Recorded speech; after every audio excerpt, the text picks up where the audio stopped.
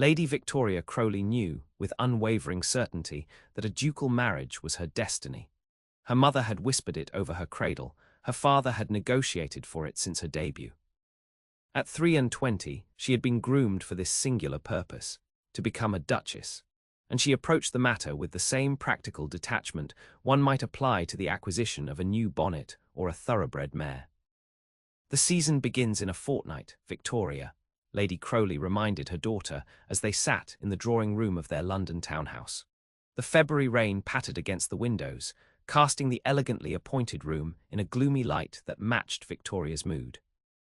"The Duke of Hartington's heir will be in attendance at Lady Pembroke's ball. I've arranged for you to stand up with him for the first 2 dances." Victoria nodded, her fingers nimbly working at her embroidery. "Yes, mother. I've prepared my most becoming gown for the occasion. Lord Thomas Hartington is said to be handsome, wealthy, and in need of a suitable bride. Your father has spent years cultivating this connection. You understand what is expected, do you not?" "I am to secure an offer by the end of the season," Victoria replied, her voice as measured as her stitches. "A duke's son for a viscount's daughter, a most advantageous match for our family."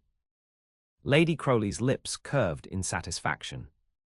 "Precisely. Love is a luxury we cannot afford, my dear. Marriage is business, the business of securing one's future and elevating one's position. You will thank me when you are a duchess."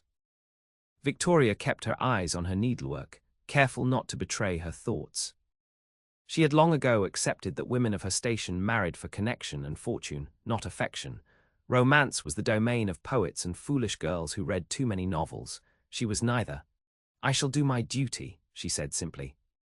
When her mother departed, Victoria set aside her embroidery and moved to the window.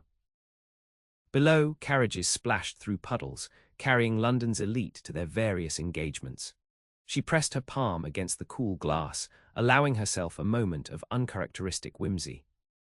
What would it be like, she wondered, to marry for something other than duty, to feel that mysterious stirring of the heart that poets called love? She quickly banished such thoughts. Her path had been determined from birth. Victoria Crowley would become a duchess, and that was that. The following morning, as Victoria sat composing invitations at her writing desk, their butler entered with the day's post on a silver tray. "A letter for you, my lady," he said, extending the tray toward her, "delivered by a rather mysterious messenger who would not state his business." Victoria raised an eyebrow as she took the letter. The parchment was of fine quality, but it bore no seal, only her name written in an unfamiliar hand. Curiosity piqued, she broke the plain wax seal and unfolded the missive. The letter began without salutation. "What you believe about your future is built upon falsehood. The arrangement with Hartington is not what it seems. Meet me tomorrow at 1 o'clock in the British Museum, Egyptian Hall, if you wish to learn the truth." It was unsigned. Victoria's first instinct was to dismiss it as a prank, perhaps perpetrated by one of her envious acquaintances. Yet something in the directness of the message gave her pause. The mysterious correspondent knew of her family's intentions regarding Lord Hartington, information that had been carefully guarded. She tucked the letter into her desk drawer, resolving to ignore it. But as she tried to return to her invitations, the words haunted her. "What you believe about your future is built upon falsehood." That night she tossed restlessly in her bed, the letter's warning echoing in her mind. By morning, curiosity had conquered caution. After breakfast, she informed her mother she would be visiting her dear friend Lady Elena, then directed her driver to the British Museum. The Egyptian Hall was sparsely populated that Wednesday afternoon. Victoria moved among the ancient artifacts, her gaze darting nervously about for anyone who might be watching for her. She had nearly convinced herself of the folly of her mission when a voice spoke behind her. "Lady Victoria." "You came." She turned to find herself face to face with a gentleman of tall stature and striking appearance. His attire was impeccable, his bearing aristocratic, yet there was something in his keen grey eyes that suggested a sharp intelligence rather than merely inherited privilege. "You have me at a disadvantage, sir," she replied coolly, though her heart had quickened its pace. "You know my name, yet I do not know yours." He bowed slightly. "Thomas Harrington." Though not, I'm afraid, the Lord Thomas Hartington your family expects you to wed.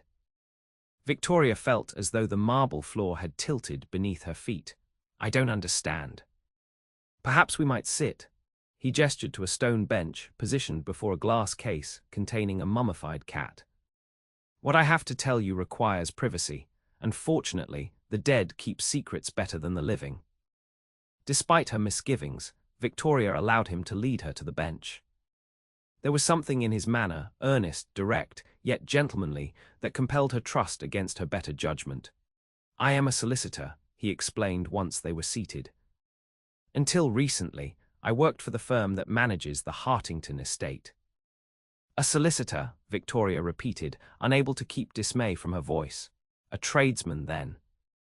Her mother would be scandalized that she was speaking privately with such a person. Thomas Harrington's lips curved slightly. Yes, I practice law. A shocking occupation for a gentleman, I know, but one that has its uses, particularly when one uncovers financial improprieties involving powerful men. I fail to see what this has to do with me, Mr.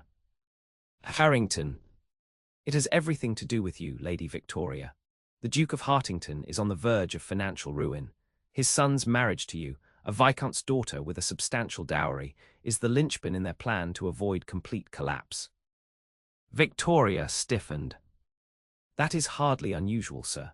Many aristocratic marriages are arranged with financial considerations in mind.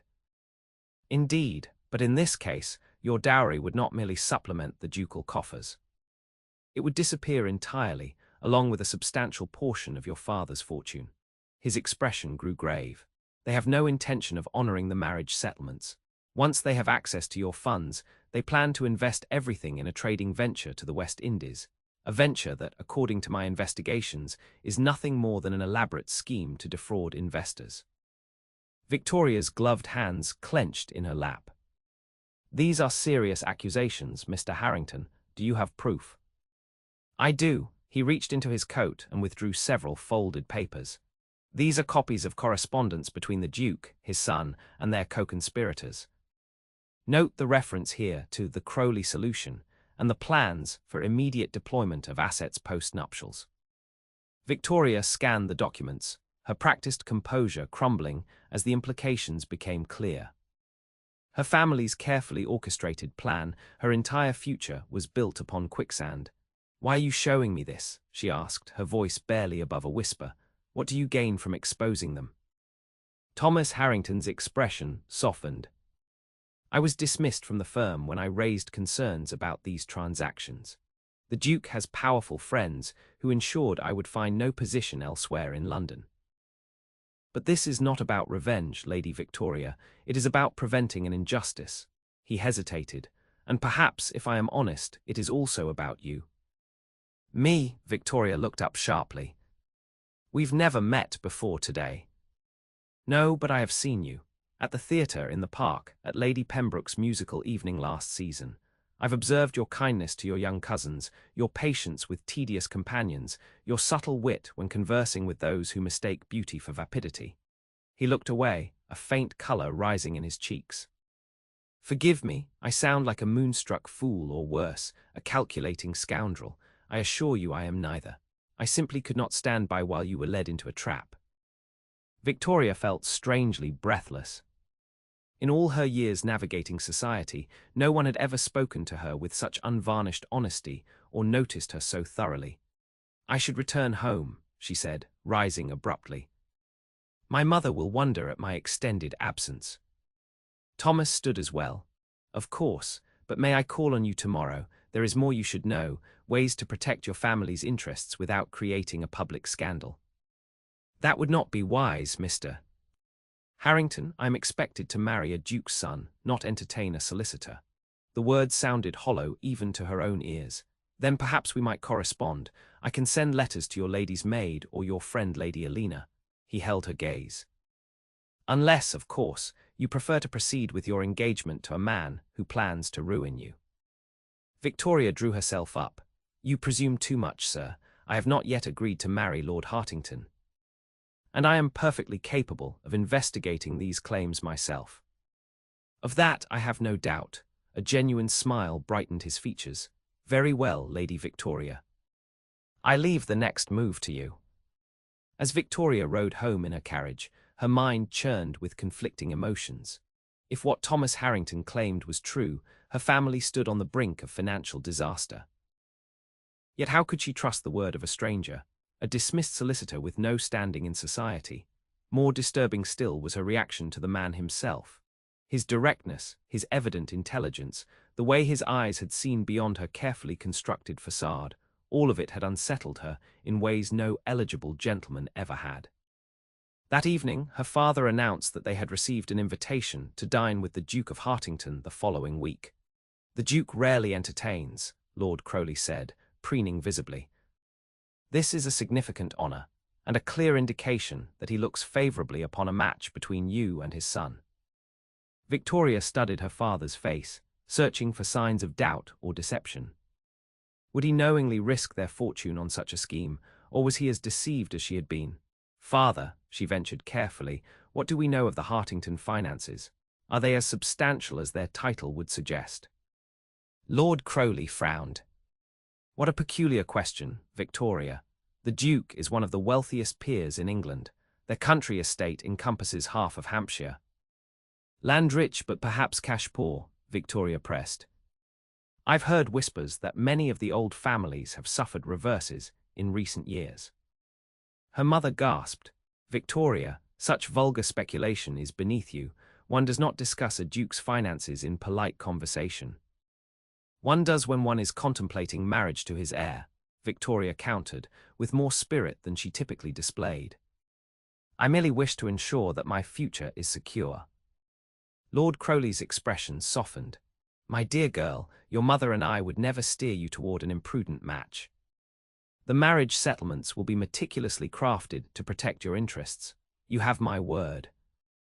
Victoria nodded, momentarily ashamed of her suspicions. Her parents loved her.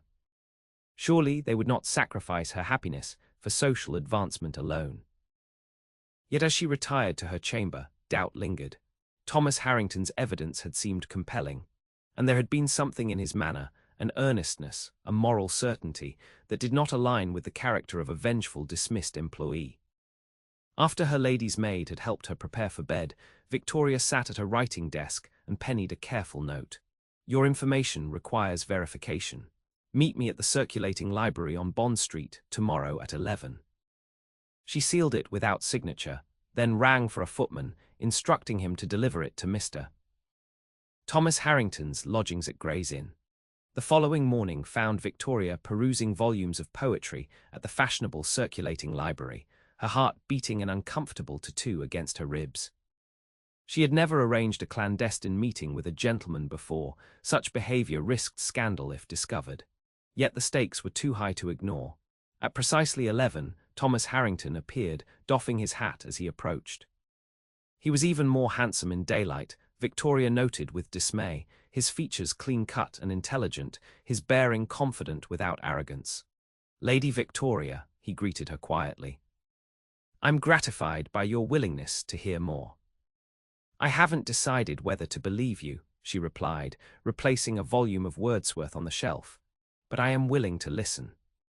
Perhaps we might walk. The library has too many ears." He offered his arm.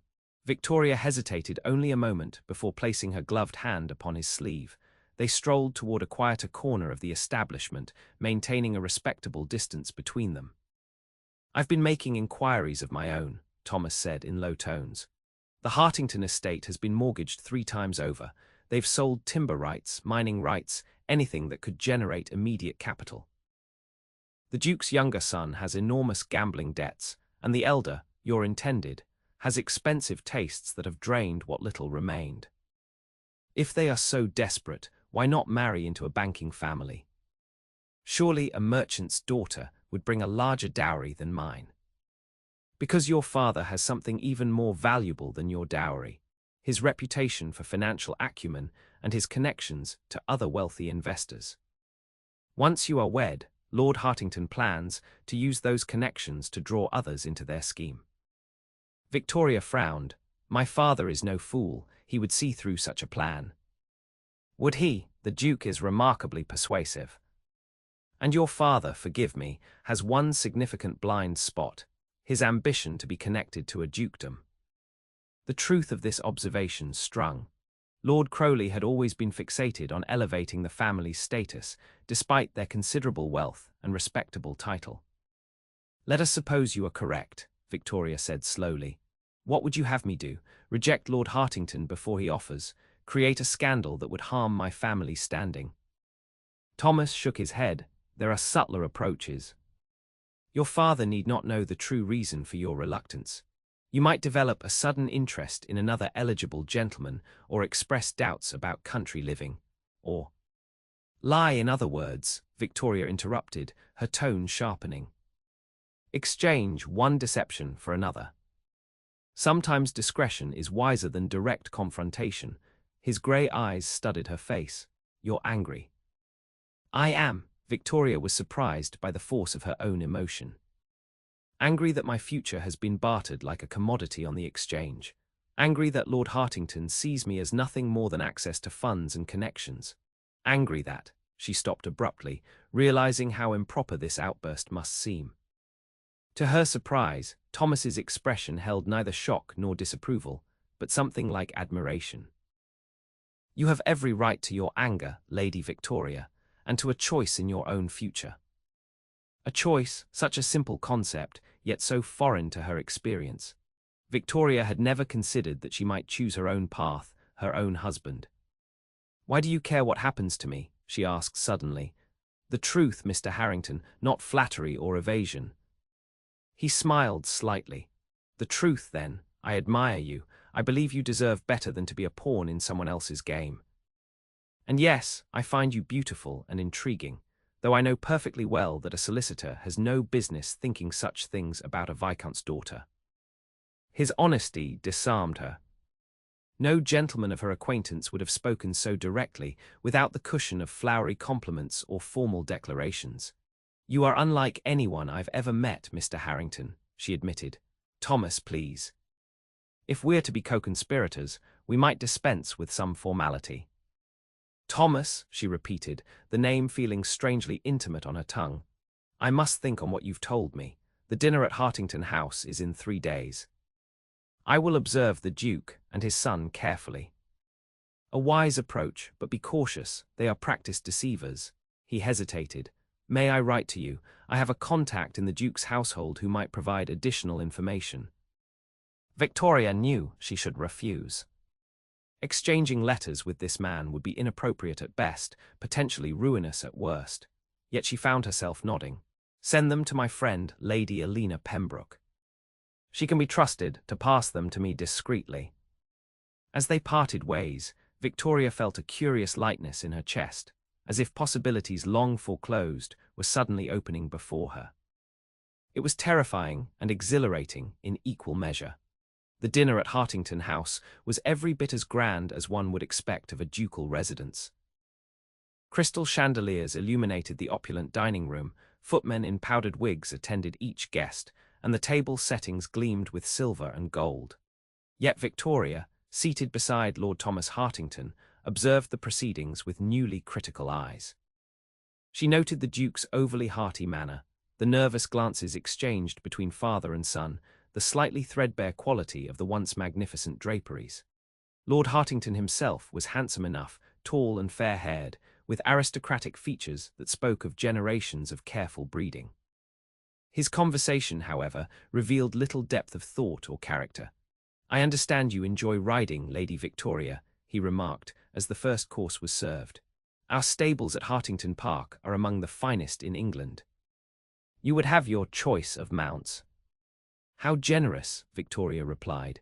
Though I confess I'm curious about other aspects of your estate, the agricultural improvements perhaps, or the management of tenant farms. Lord Hartington looked briefly disconcerted before his smooth smile returned. Such matters are handled by our land agent. A lady need not concern herself with tedious details. On the contrary, I find estate management fascinating. My father has always included me in discussions of our properties. She tilted her head inquiringly. What are your views on the new drainage systems being implemented in Hampshire? I understand they've significantly increased yields for forward-thinking landowners. A flash of irritation crossed Lord Hartington's features. I leave such innovations to those who must worry about profit margins, Lady Victoria. Our family traditions have served us well for centuries. It was precisely the answer she had anticipated, the response of a man with neither knowledge of nor interest in preserving his inheritance.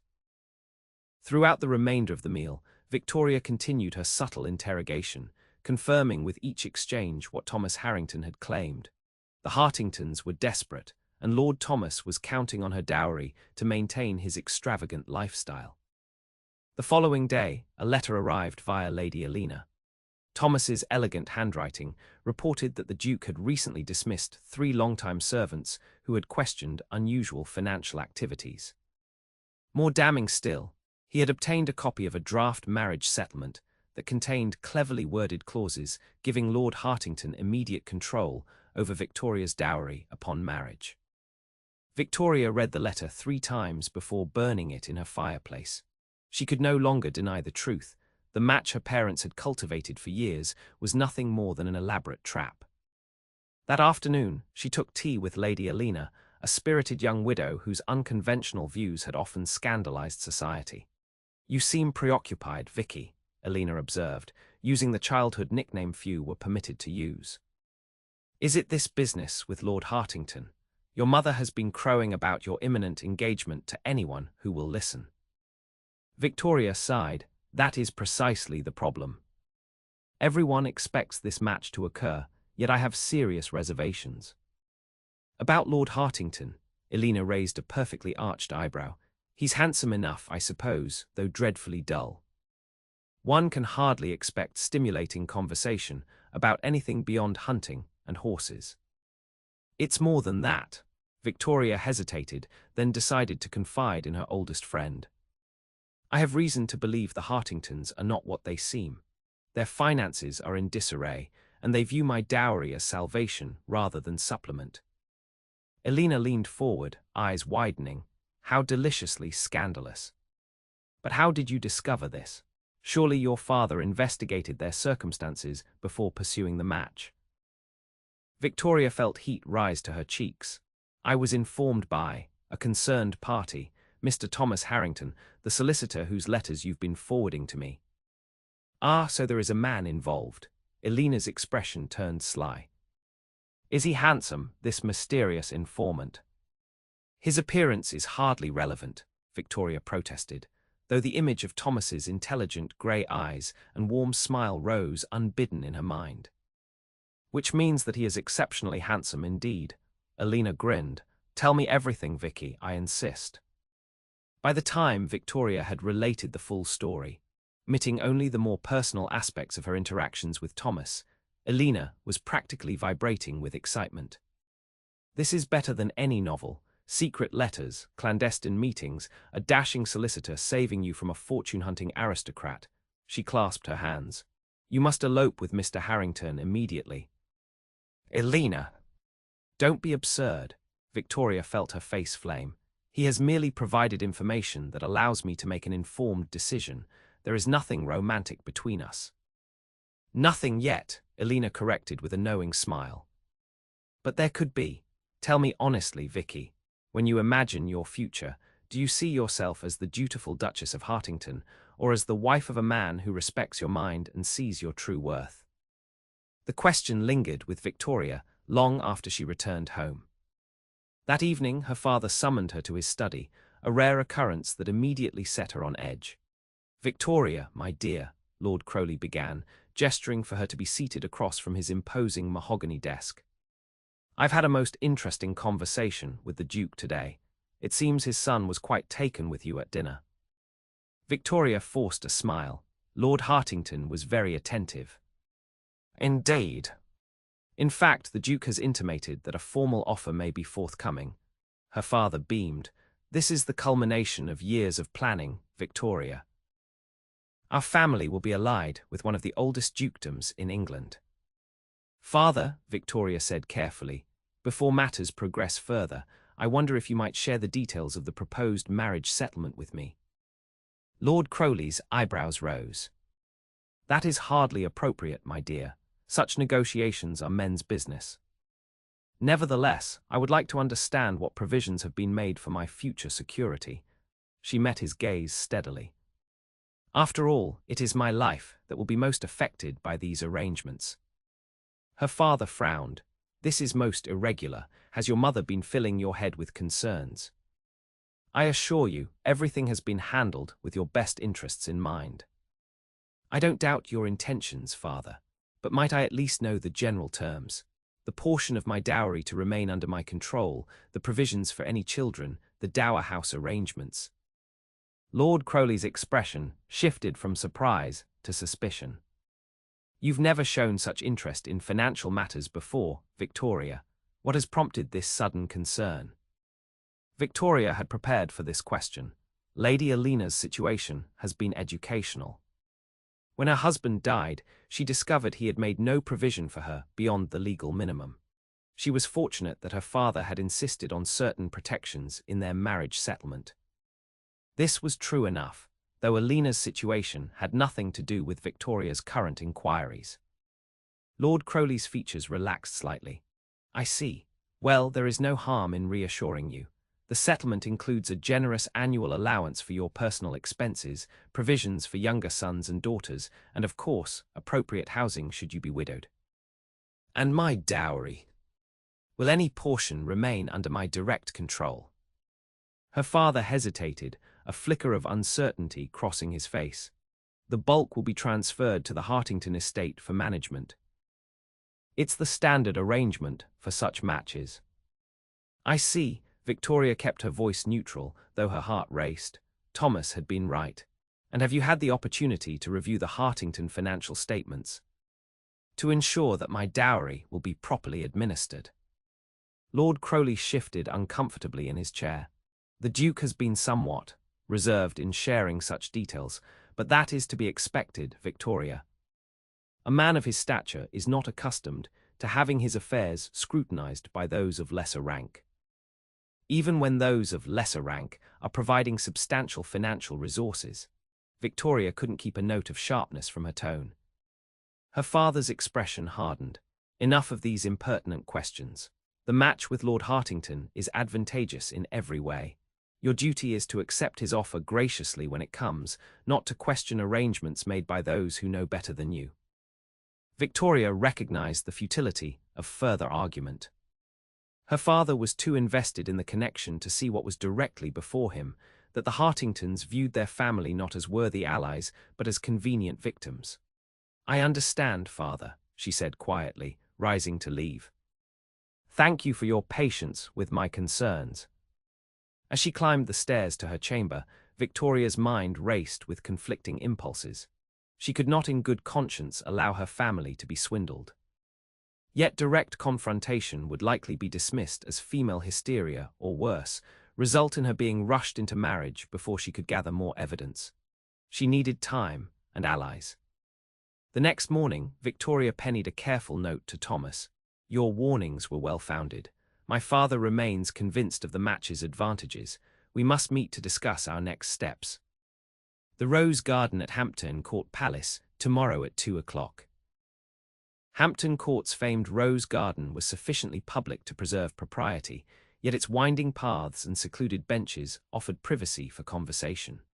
Victoria arrived with her maid in tow, instructing the woman to remain within sight but out of earshot, a compromise between decorum and necessity. Thomas was already waiting, his tall figure distinctive among the leisurely strolling visitors. When he spotted her, his face brightened in a way that caused a curious flutter in Victoria's chest. "Lady Victoria," he greeted her with a bow, "I'm relieved you've come." "The situation has become urgent," she replied, falling into step beside him as they followed a gravel path between beds of early spring blooms. "My father expects an offer imminently, and I fear he may accept terms that would be ruinous to our family." Thomas nodded grimly. "I've learned that the Duke is pressing for an early wedding date, before the end of the season, if possible. They're eager to secure your dowry before their creditors become too insistent." Victoria felt a chill despite the mild spring sunshine. We must find a way to open my father's eyes to their true intentions. But he is so determined to see me become a duchess that he dismisses any questioning of the arrangement. Would he listen to another man of business, someone whose credentials he would respect? Thomas suggested. Perhaps, but who? The Duke has powerful friends. Few would risk opposing him, especially on the word of a dismissed solicitor and a young woman. They walked in thoughtful silence for a moment, turning onto a less frequented path bordered by neatly trimmed hedges. There is another approach, Thomas said finally, though you may find it distasteful. At this point, I am open to any suggestion that might prevent disaster. What if Lord Hartington were to withdraw his interest in you? If he believed the match no longer advantageous, he might end the pursuit himself. Victoria considered this. But how? My dowry is substantial, and my family's connections are precisely what they need. What if he believed there was a stain on your reputation? Nothing scandalous enough to create true damage, but sufficient to make him wary of association. You propose I deliberately tarnish my good name. Victoria looked at him incredulously. That seems an excessive solution. Thomas smiled slightly. Not your actual reputation, Lady Victoria, merely the appearance of impropriety, visible enough to concern Lord Hartington, but not so public as to cause lasting harm. Understanding dawned. You mean I should allow myself to be seen in compromising, or at least questionable, circumstances? With you, I presume. His cheeks colored slightly. It would be effective. A solicitor is respectable enough that being seen in my company wouldn't destroy your standing entirely, yet inappropriate enough to give a status-conscious suitor pause. Victoria couldn't help but laugh at the audacity of the suggestion. You propose to rescue me from an unwanted marriage by compromising me just enough to deter Lord Hartington, but not enough to force a different, unwanted marriage. It's rather elegant in a twisted way. When presented in those terms, it does sound rather presumptuous, Thomas admitted, his expression sheepish. Forgive me. No, it's actually quite clever. Victoria's mind was already calculating the possibilities. We would need to be seen together in circumstances that suggest intimacy without crossing into true impropriety. Perhaps at the theatre, sharing a box, or riding together in the park at an unfashionable hour. Thomas looked both relieved and surprised by her ready acceptance. You're not offended by the suggestion? Mr. Harrington, Thomas, I have spent my entire life conforming to society's expectations. The prospect of deliberately flouting them, even in this limited way, is rather exhilarating. She smiled, feeling a newfound sense of freedom. Besides, I find your company far more stimulating than Lord Hartington's. The words slipped out before she could consider their implications. Thomas's eyes widened slightly, and Victoria felt heat rise to her cheeks. What I mean, she amended hastily, is that your conversation is more intellectually engaging. Of course, he replied, though the warmth in his gaze suggested he had not missed the unintended compliment. Shall we begin our campaign tomorrow? I believe Lady Pembroke's musical evening would provide an excellent opportunity for us to be observed in conversation that appears overly familiar. Victoria nodded. Yes, Elena will be delighted to assist us. She finds the whole situation terribly romantic. Romantic, Thomas repeated, his tone carefully neutral. I wouldn't have characterized our arrangement in those terms. Nor would I, Victoria assured him quickly. Elena has an overactive imagination, that's all. They parted with plans to meet at Lady Pembroke's the following evening. As Victoria rejoined her maid for the journey home, she felt strangely light-hearted despite the gravity of her situation. There was something undeniably thrilling about taking action rather than passively awaiting her fate. Lady Pembroke's musical evening was well attended by the cream of London society. Victoria arrived with her parents, nodding graciously to acquaintances as they made their way through the crowded drawing-room. Lord and Lady Hartington were already present, engaged in conversation with their hostess. Victoria, my dear, Lady Crowley whispered urgently. Lord Hartington is looking for you. Do go and greet him properly. Victoria obediently moved in his direction, though she took care to be intercepted by Elena along the way. "He's here," Elena murmured excitedly. "Your handsome solicitor arrived a few minutes ago. I've seated him near the pianoforte, where everyone will notice when you speak with him." "Remember, the goal is subtle impropriety, not outright scandal," Victoria cautioned. Elena grinned. "Trust me, darling, I'm an expert at walking that precise line."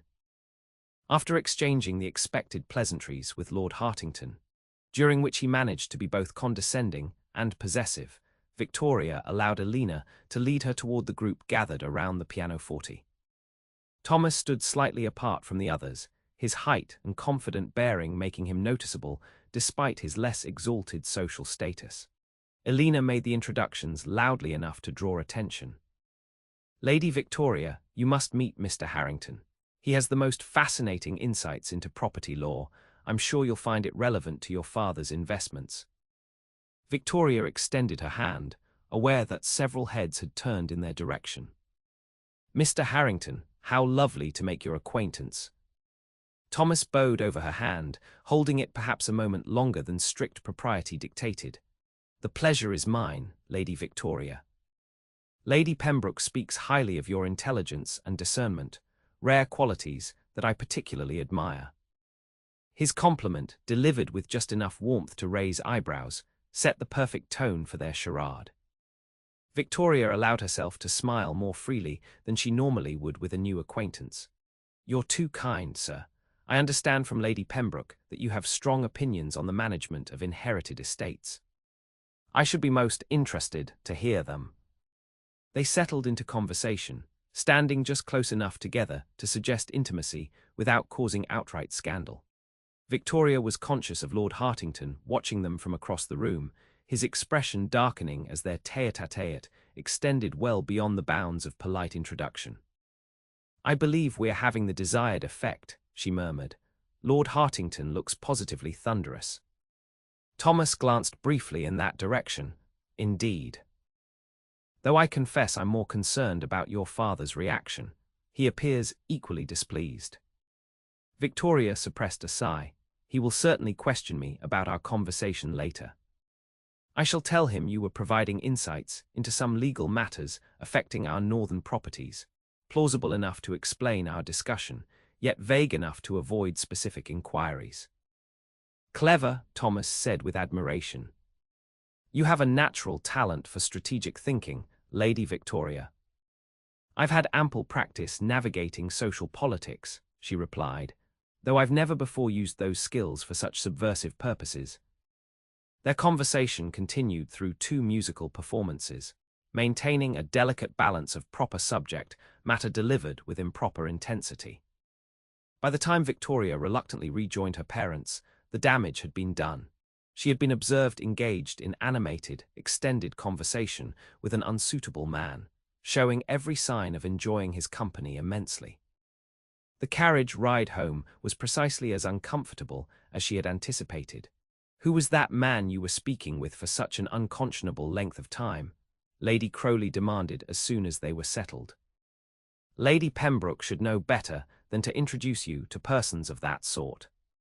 "Mr. Harrington is a solicitor, Mother. He was providing some information regarding legal considerations in property management." Victoria kept her tone casual. "I found his insights quite valuable."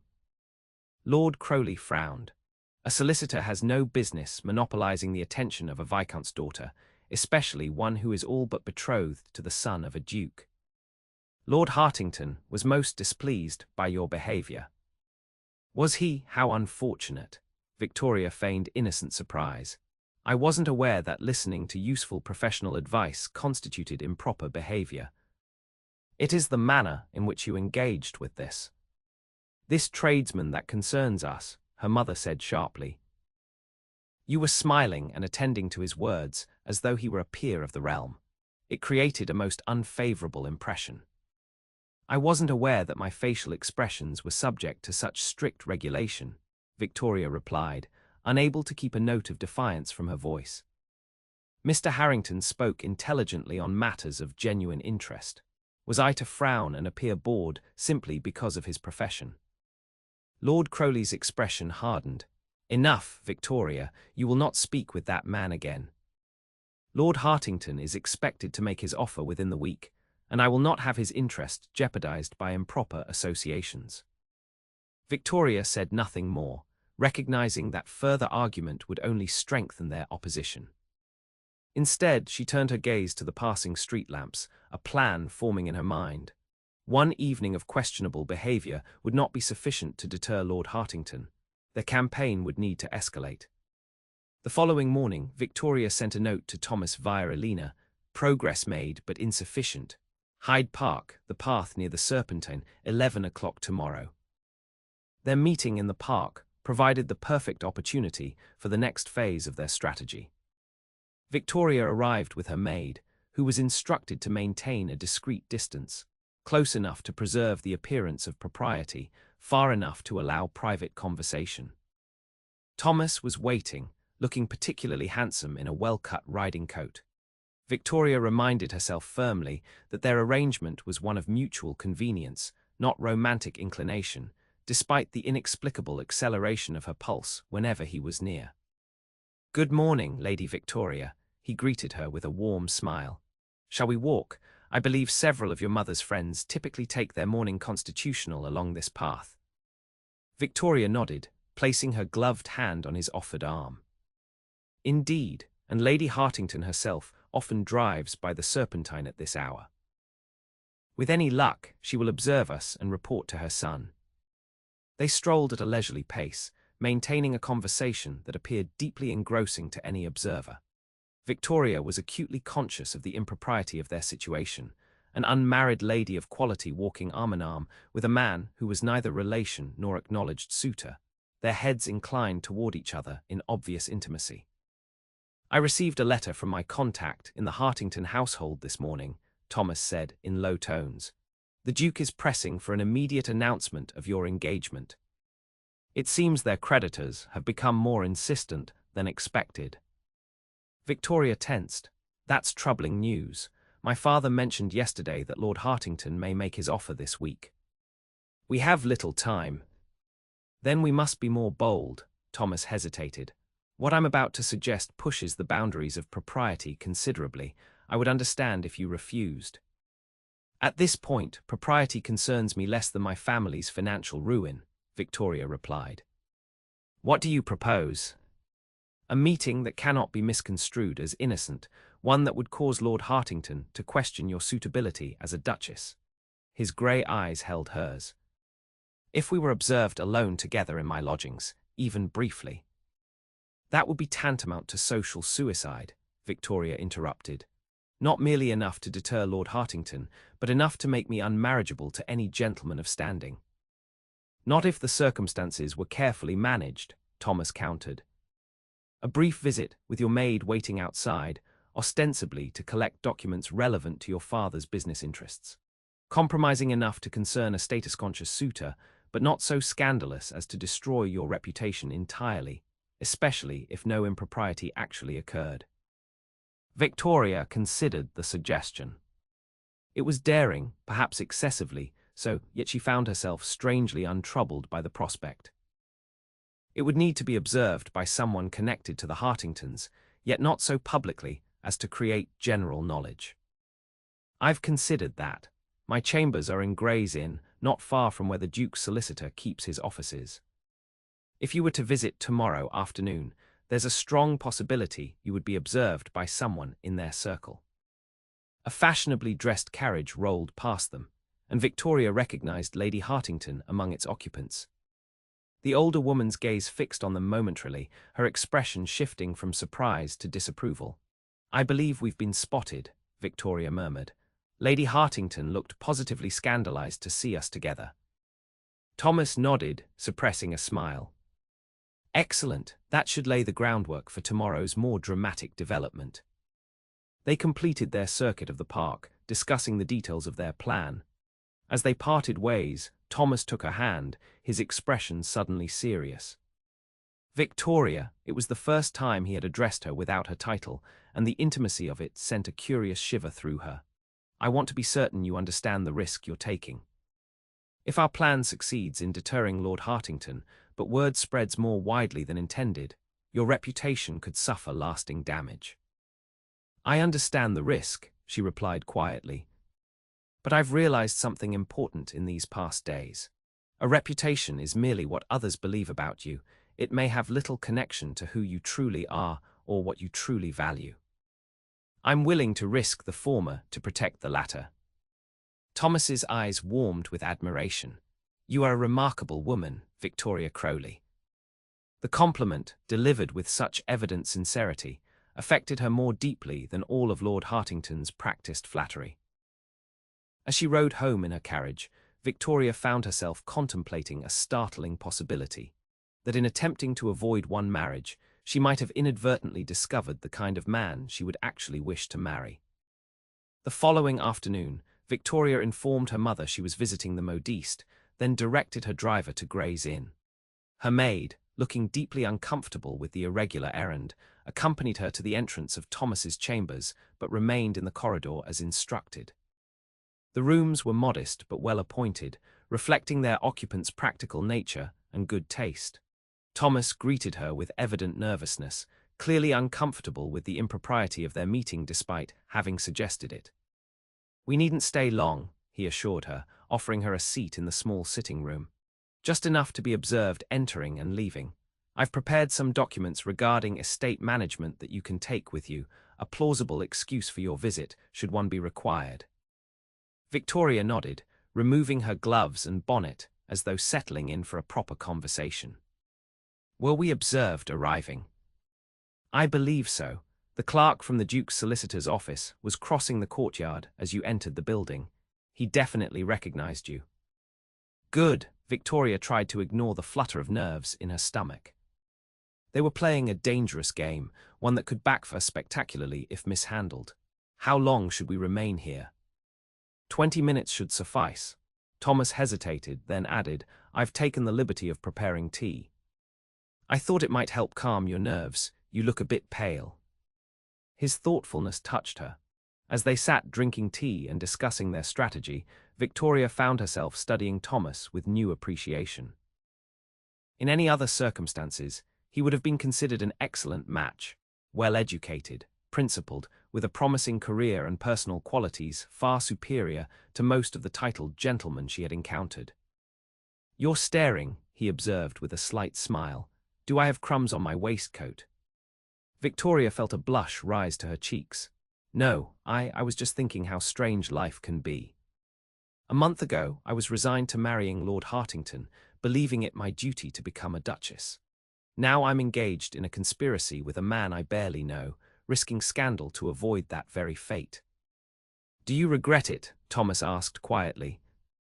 There's still time to withdraw from our plan. You could return home, tell your parents you've reconsidered Lord Hartington's suit, and proceed as originally intended. No, Victoria's response was immediate and certain. I could never marry a man who sees me only as a means to financial salvation, especially one who would squander my dowry without regard for my future security. Thomas nodded, his expression softening. I'm glad. Not merely because I believe our plan is the right course of action, but because you deserve better than such a marriage. What I deserve and what society dictates are often at odds, Victoria replied with a rueful smile. Women of my station rarely have the luxury of choosing husbands based on personal merit rather than title and fortune. Perhaps that's changing. The world is not as rigid as it once was. Thomas leaned forward slightly. Victoria, may I ask you something rather personal? Given the circumstances, I can hardly object to personal questions, she replied, curious. What would you choose if you were truly free to select your own husband? Not bound by duty or family expectations or social convention. The question caught her off guard. Victoria had spent so many years accepting her predetermined path that she had never seriously considered alternatives. I would choose a man of intelligence and integrity, she said slowly. Someone who valued my mind as well as my appearance. Someone with whom I could build a partnership based on mutual respect and understanding. She paused, then added softly, someone who saw me clearly, as I truly am, rather than as what society expects me to be. Their eyes met across the small space between them, and Victoria felt a jolt of recognition, the sudden, startling awareness that she was describing the man sitting opposite her. Thomas seemed to realize it too, for his expression shifted from attentive interest to something deeper and more complex. The moment was broken by a sharp knock at the door. They both started guiltily, as though caught in an actual impropriety rather than merely a conversation. "That will be my maid," Victoria said, rising hastily. "Our 20 minutes must have elapsed." Thomas gathered the documents he had prepared and handed them to her. "These should provide sufficient justification for your visit, if questioned." As Victoria replaced her bonnet and gloves, she was acutely conscious of his gaze upon her. Something had shifted between them, something that complicated their arrangement in ways neither had anticipated. "I should go," she said, moving toward the door. "Thank you for the documents and the tea." Thomas opened the door for her, his hand briefly covering hers on the doorknob. "Victoria," he began, then seemed to think better of whatever he had intended to say. "I hope our plan succeeds." She nodded, unable to articulate the confused emotions swirling within her. As she departed with her maid, Victoria was certain of only one thing. Regardless of whether their scheme deterred Lord Hartington, her heart was no longer her own to give in marriage. The following morning, Victoria was summoned to her father's study immediately after breakfast. His expression as she entered was grave, his manner unusually subdued. "Sit down, Victoria," he said, gesturing to the chair across from his desk. "I've received some disturbing information concerning your activities yesterday afternoon." Victoria's heartbeat quickened, though she maintained an outward appearance of composure. "Oh, what information would that be, father?" "You were observed entering the chambers of that solicitor, Harrington, at Gray's Inn. Alone, save for your maid who remained outside." Lord Crowley's voice was tight with controlled anger. "What possible explanation can you offer for such inappropriate behavior?" Victoria had rehearsed her response carefully. "Mr. Harrington has been assisting me with some legal inquiries regarding Mother's settlement properties, the ones that will eventually come to me. I went to collect documents he had prepared on the matter." She indicated the papers Thomas had given her, which she had brought with her in anticipation of this confrontation. Lord Crowley's frown deepened. "Even if that were true, and I have my doubts, it was grossly improper to visit a single gentleman's lodgings. You should have had him bring any documents here, with me present." "I apologize for the impropriety, father." It seemed a small matter at the time. Victoria affected an air of contrite innocence. "Was it Mr. Harrington who reported my visit to you?" "No, it was the Duke of Hartington himself." Her father's expression shifted from anger to concern. "Victoria, do you realize what you've done? The Duke has withdrawn his son's interest in you. He claims he cannot allow his heir to marry a young woman of questionable judgment and potentially compromised virtue." Victoria summoned an appropriate display of dismay, though inwardly she was exultant. Their plan had succeeded even more effectively than anticipated. Surely, the Duke cannot believe that a simple business errand implies impropriety. "The Duke believes what suits his purposes," Lord Crowley said bitterly. "And it seems he has found a convenient excuse to withdraw from our agreement." He studied his daughter's face. "Unless, of course, this was precisely your intention." Victoria met his gaze steadily. "Why would I deliberately sabotage a match that you and Mother have cultivated for years?" "That is precisely what I have been asking myself." Her father leaned forward, his expression sharpening. "Victoria, has this solicitor filled your head with concerns about the Hartington finances? Is that what this is about?" The direct question caught her off guard. Victoria hesitated, weighing her options. She had achieved her immediate goal, deterring Lord Hartington's suit, but at what cost?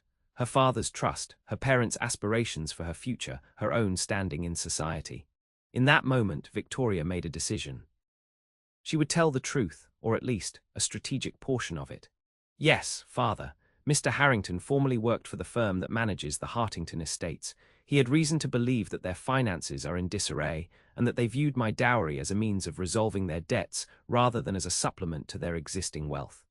She kept her voice calm and reasonable. I merely sought to verify these claims before committing myself to marriage. Lord Crowley's expression flickered between disbelief and concern. And you trusted the word of this dismissed employee over that of a duke? I trusted evidence, father. Victoria removed several documents from the portfolio Thomas had given her, copies of the damning correspondence he had shown her in the museum. These letters, written by the Duke and Lord Hartington themselves, speak of using my dowry to pay creditors, and of leveraging your business connections to attract additional investors to a questionable venture. Her father took the papers with evident reluctance, his brow furrowing as he scanned their contents. The silence stretched between them as he read, his expression growing increasingly troubled. These could be forgeries, he said finally, though without conviction. Part of some scheme by this Harrington fellow to what? What could he possibly gain from preventing your marriage to Lord Hartington? Victoria chose her words carefully. Mr. Harrington acts from principle, father.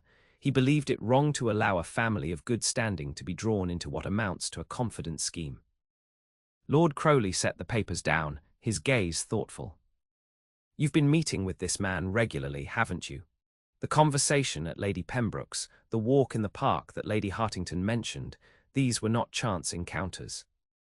No, Victoria admitted. They were not. And your feelings for him, are they also part of this crusade of principle? The questions struck at the heart of the confusion Victoria had been avoiding. What did she feel for Thomas Harrington? Gratitude certainly for his timely intervention, admiration for his intelligence and integrity. But there was something more, something that made her pulse quicken when their eyes met, something that had her treasuring their conversations and regretting their partings. My feelings are irrelevant, she said, evading the direct question. What matters is that I have avoided a match that would have been disastrous for our family. Her father studied her for a long moment, then sighed heavily. I have always considered myself a prudent man, Victoria. That the Duke could have so thoroughly deceived me is difficult to accept. He is practiced in the art of deception, father. And you wanted to believe in the advantages of the connection, as did I, until I learned the truth. Lord Crowley nodded slowly. Your mother will be devastated. She has dreamed of seeing you a duchess since you were in the cradle. I know. Victoria felt a pang of genuine regret for disappointing her mother's aspirations. But surely she would not wish to see me married to a man who would squander my dowry and leave me dependent on his family's charity. No, of course not. Her father's expression softened. Though I wonder if your methods of investigation were entirely necessary. This business of visiting Harrington's chambers, it was reckless, Victoria. If word spreads beyond the Hartingtons, your reputation could suffer. I was careful, father. My maid accompanied me to the door, and I remained only long enough to collect these documents. This was not entirely untrue, though it omitted the deliberately compromising nature of the visit. Lord Crowley sighed again. Well, what's done is done. We must now consider your future. The Hartington match is lost, but there are other eligible gentlemen who would be fortunate to win your hand. Victoria nodded, relieved that her father seemed to be accepting the situation with more equanimity than she had expected. Yes, of course, though perhaps we might be more thorough in our investigations of their circumstances. A reluctant smile tugged at her father's lips. Indeed, it seems I have underestimated your capacity for such matters. You have your mother's beauty and my head for business, a formidable combination. As Victoria left her father's study, she felt both triumphant and unsettled. She had succeeded in her immediate goal, preventing the disastrous match with Lord Hartington, but what of her longer-term prospects? And more pressingly, what of her growing feelings for Thomas Harrington? She dispatched a note to him via Elena, arranging to meet that afternoon in the British Museum, where their strange partnership had begun. The Egyptian hall was quiet when she arrived, Thomas already waiting beside the glass case that housed the mummified cat. Victoria, he greeted her, his expression a mixture of anxiety and hope. Your note said the matter was urgent. Has something happened? Our plan succeeded, she told him, unable to suppress a smile of satisfaction. The Duke has withdrawn his son's interest in me, citing my questionable judgment in visiting your chambers. Relief washed over Thomas's features. Thank goodness, I've been worried that our scheme might have backfired somehow. Not at all. In fact, I was able to show my father the evidence of the Hartingtons' true financial state. He was shocked, but I believe he understands now that I acted to protect our family's interests. Thomas studied her face. And your reputation, has there been any wider damage? None that I'm aware of. The Duke seems to have kept the matter private, likely to avoid drawing attention to his own financial difficulties. Victoria hesitated, then added, My father did question my feelings for you, however. Ah, Thomas's expression grew guarded. And what did you tell him? Victoria looked away, suddenly finding it difficult to meet his gaze. I said my feelings were irrelevant to the matter at hand, which was true in a sense. Our arrangement was one of mutual convenience, your desire to see justice done, my need to avoid a disastrous marriage. Of course, Thomas's voice was carefully neutral. A practical alliance with a specific goal, now achieved. An uncomfortable silence stretched between them. Victoria became acutely aware that their partnership, having served its purpose, had reached its natural conclusion. The thought filled her with a hollow sadness she hadn't anticipated. I should thank you, she said finally.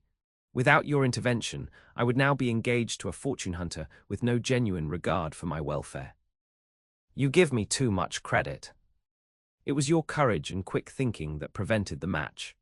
Thomas hesitated, then added softly, I will miss our conversations, Victoria. The simple admission broke something open within her. As will I, she confessed. I've never met anyone with whom I could speak so freely, about my thoughts, my doubts, my hopes for the future. Thomas took a step closer, his grey eyes intent on her face. When you spoke of what you would choose in a husband, if you were truly free to choose, did you mean those words, or were they merely part of our performance? I meant them.